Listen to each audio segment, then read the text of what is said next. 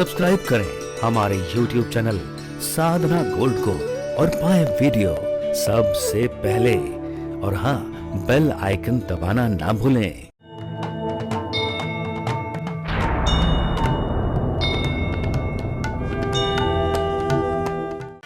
भगवान ने अपनी माया से उद्धव को अपने उसी कक्ष में पूरे वृंदावन का दर्शन करा दिया है। जिस वृंदावन में किशोरी जी बैठी हुई हैं, नंद बाबा बैठे हुए हैं, माँ यशोदा बैठी हुई है। उद्धव, किसने कह दिया मैंने वृंदावन छोड़ दिया? ये वृंदावन तो मेरे हृदय में बसता है। जब तक ये कन्हैया है तब तक ये वृंदावन है, और जब तक ये वृंदावन है तब तक ये कन्हैया है। इसीलिए आज भी वृंदावन में ठाकुर जी की नित्य लीलाएं होती हैं, कभी निधिवन में, कभी सेवा कुंज में।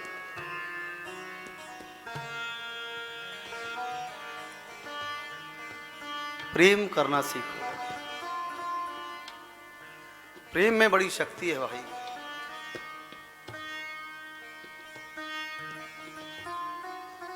प्रेम में इतनी शक्ति है कि वो बड़े से बड़े बलशाली को, बड़े से बड़े ज्ञानी को भी नतमस्तक कर सकता है, आपके सामने झुका सकता है।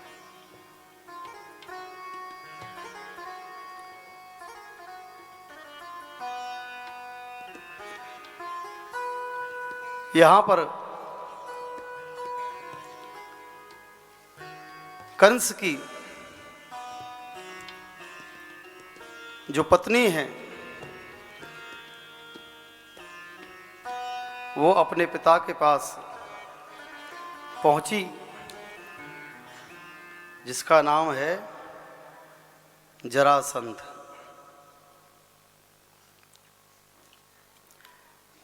जरासंध ने मथुरा पर चढ़ाई की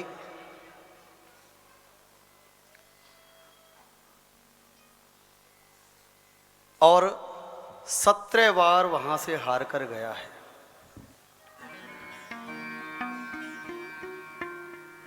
18वीं बार जब युद्ध करने के लिए गया है तो 100 ब्राह्मणों को बैठा के गया अनुष्ठान पर कि मैं विजयी हो जाऊं, ऐसा अनुष्ठान करो। लेकिन एक बात याद रखना, अगर विजयी होके आया तो माला माल कर दूंगा, और अगर हार कर आया तो सबकी गर्दन धड़ से अलग करवा दूंगा। भगवान ने उन ब्राह्मणों की रक्षा के लिए लीला रची है। काल यवन भगा है भगवान को मारने के लिए। भगवान भागते भागते मुचकुंद जी की गुफा में पहुंच गए। यहां मुचकुंद जी सोए हुए हैं और ये वरदान लेकर सोए थे कि मैं थक गया हूं युद्ध करते करते, अगर कोई मुझे उठाए और जिस पर मेरी दृष्टि पड़े भस्म हो जाए। भगवान दौड़ते दौड़ते मुचकुंद जी की गुफा में पहुंचे हैं और अपनी काली कामरिया सोते हुए मुचकुंद जी को उड़ा दी है। काल यवन आया, कहने लगा ओहो यहां सो रहा है। जोर से लात मारी और जैसे ही लात मारी मुचकुंद जी के नेत्र खुले और सबसे पहली दृष्टि पड़ी काल यवन पर, भस्म हो गया। 18 बार युद्ध करते हुए भी भगवान पूरे मथुरा की जितनी भी खेती है वो लगभग सब नष्ट हो चुकी थी। इतनी बार युद्ध हो चुके हैं। भगवान ने अपनी योग माया से समुद्र के बीच में एक नगरी का निर्माण किया, जिसका नाम रखा द्वारका। आज भगवान अपने पूरे यदुवंश को लेकर द्वारका में रहते हैं। बोलिए द्वारका नाथ की। द्वारकाधीश द्वारका में बड़े आनंद के साथ रह रहे हैं। द्वारका में रहते हुए यहां पर बलराम जी का विवाह रेवती जी के साथ में हुआ है, लेकिन रेवती जी भगवान बलराम जी से भी ऊंची थी। इसीलिए कहते हैं बड़ी बहू बड़े भाग, कहते हैं ना। सब यही चढ़ाते थे, बड़ी बहू है बड़े भाग हैं, बड़ी बहू है बड़े भाग हैं। एक दिन बलराम जी ने रेवती जी के कंधे पर अपना हल रखा और जोर से झटका दिया, अपने साइज की बना दी। बोले अब ठीक है, बहुत दिन से सब चढ़ा रहे थे।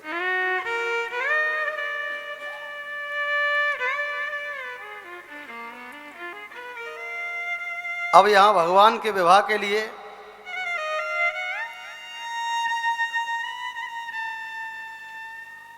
तैयारियां हो रही हैं और रुक्मणी जी जो कि श्याम सुंदर को अपने हृदय से पति रूप में स्वीकार कर चुकी हैं, लेकिन परिवार वाले विरोध करते हैं कि उस गैया चराने वाले से, बेजर की रोटी खाने वाले से, पोखर का पानी पीने वाले से, अरे और तो और छोड़ो, रण छोड़कर भागने वाले से हम अपनी पुत्री का विवाह नहीं कराएंगे।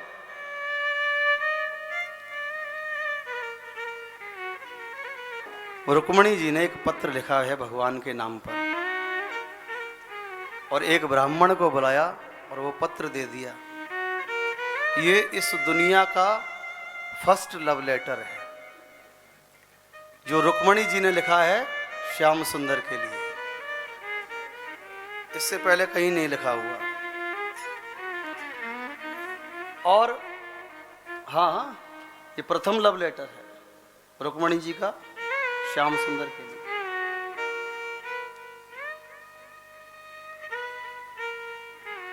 नारायण के साथ भी लक्ष्मी का मिलन कैसे हो, ये भी संभव सिर्फ ब्राह्मणों के कारण है।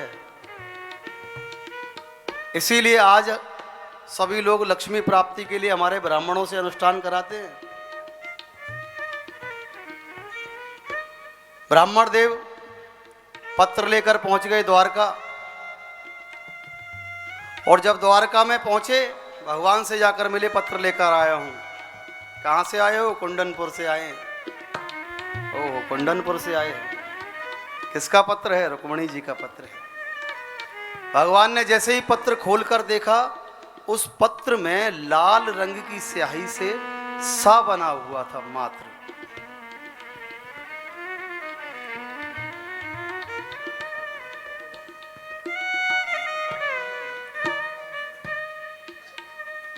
कहीं ना हमने साई ले रखी है ढोल वालों ने, इसीलिए फटाफट बड़ाबड़ कर रहे थे वहां से। क्योंकि ये बहुत बड़ा साया है, ठाकुर जी का विवाह है, सबर रखो।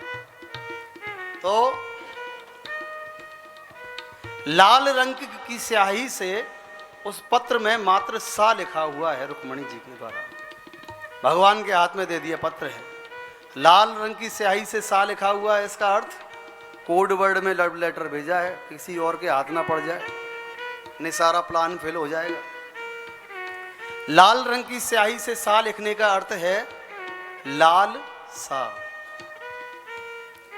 लाल सा, लाल सा यानी भगवान की प्राप्ति की लालसा है।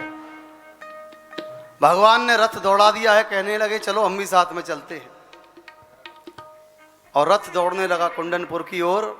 इधर रुक्मणी जी अपनी सखियों के साथ गौरा पूजन के लिए जा रही हैं। ब्राह्मण देव को भेजा रुक्मणी जी के पास। रुक्मणी जी ब्राह्मण देव के ऊपर देखकर प्रसन्न हो गई। श्याम सुंदर आए कि नहीं? बोले आ गए हैं। कहाँ हैं? मंदिर के पीछे खड़े हैं रथ लेकर। अच्छा, दुर्गा पूजन करने के लिए गई हैं। और जैसे ही श्याम सुंदर सामने आए हैं, सभी सैनिक देखकर भगवान के इतने मंत्रमुग्ध हो गए उनके रूप को देखकर। सोचते हैं अरे लगता है यही दूल्हा है। कोई कहने लगा अरे बड़े सुंदर राजकुमार, अरे इसके नेत्र तो देखो कितने सुंदर हैं। कोई कहने लगा अरे इसके होठ देखो ना कितने प्यारे प्यारे हैं, ऐसा लगता है जैसे गुलाब की पंखुड़ियां हों। अरे तुम होठों को छोड़ो, इसके केश देखो ना कितने काले काले हैं। भगवान ने ऐसा जाल बिछाया कि सब उनका रूप देखते रहे। और यहाँ भगवान कृष्ण द्वारकाधीश रुक्मणी जी को रथ में बैठाया और बोलो द्वारकाधीश भगवान